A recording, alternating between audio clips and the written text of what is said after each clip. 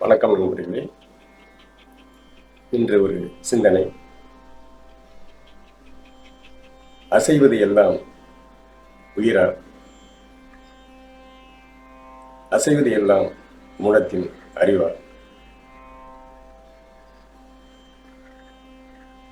இந்த மூலம் தன்னை வெளிப்படுத்திக் கொள்ளும் ஒரு நெறியா? உயிர் தத்துவம் என்பது என்ன? காற்று அசைகிறது, கடல் அசைகிறது, நெருப்பு அசைகிறது, காற்றின் வழியாக மரங்களின் இலையும் அசைகிறது,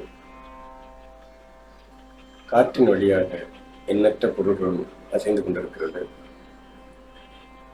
இந்த அசைவின் பின்னாலே இருப்பது என்ன?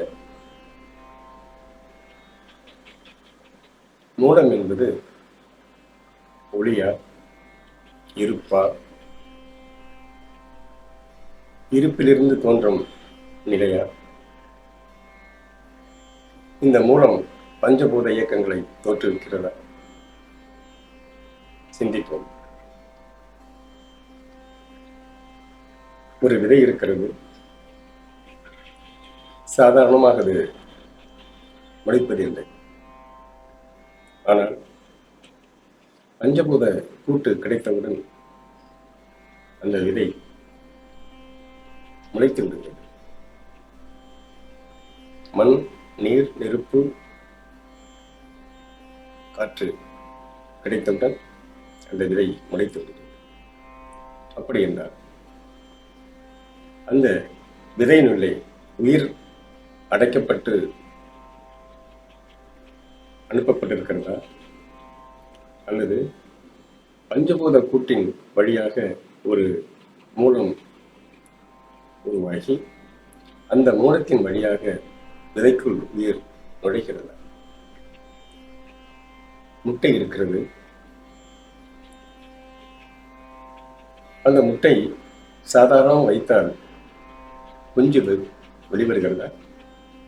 இல்லை. மாறாக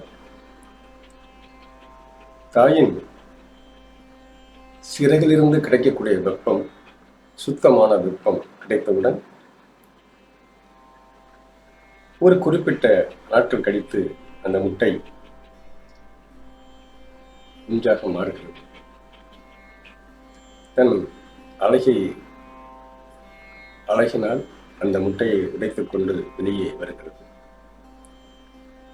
அப்படி என்றால் இந்த முட்டைக்குள்ளே மாற்றங்கள் பஞ்சபூத கூட்டின் வழியாக நிகழ்கிறதா, அல்லது ஏற்கனவே அந்த முட்டைக்குள் அடைக்கப்பட்டிருக்கும் உயிர் பஞ்சபூத கூட்டு கிடைத்தவுடன் அசைகிறதா? இது மிகப்பெரிய வினா, என்னுள் எழுந்த வினா. இந்த வினாவிற்கு விடை தேடி நாம் எல்லோரும் அடைந்து கொண்டிருக்கிறோம். உயிரின் தோற்றம் பற்றி எண்ணற்ற ஞான முனிவர்கள் கூறியிருக்கிறார்கள். மிக நுண்ணியது, மிக நுண்ணியது என்று. இந்த உயிர் என்பது புதைக்கப்பட்டதா, அல்லது ஒரு மாற்றம் நிகழ்ந்த பின்பு அங்கு விதைக்கப்படுகிறதா? இது மிகப்பெரிய வினா.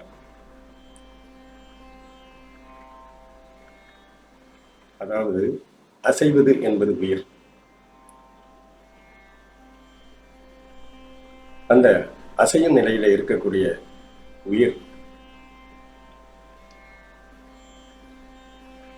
எண்ணற்ற நிலையிலே இருந்து கொண்டிருக்கிறது. இந்த ஏற்பாடு, அதாவது மூலம் என்கின்ற நிலை, இருப்பு என்கின்ற நிலை எப்படி இயக்கமாக மாறி அசைவாக மாறி அதனுள்ளே அந்தந்த உயிருக்கு அந்தந்த நிலைக்கு ஏற்ப அறிவை அங்கே நுழைத்து அசைவாக இப்படி மாறுகிறது. இது மிகப்பெரிய விழா. நான் உங்களுக்கு விடை சொல்ல வரவில்லை. பதிலாக ஒரு கேள்வியோடு நிறைவு செய்கிறேன்.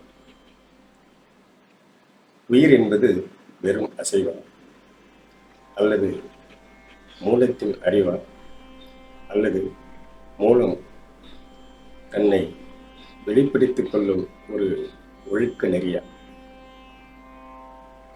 இதோடு நிறைவு செய்கிறேன். சிந்தித்துக் கொண்டே இருப்போம். மீண்டும் சந்திப்போம். நன்றி நண்பர்களே.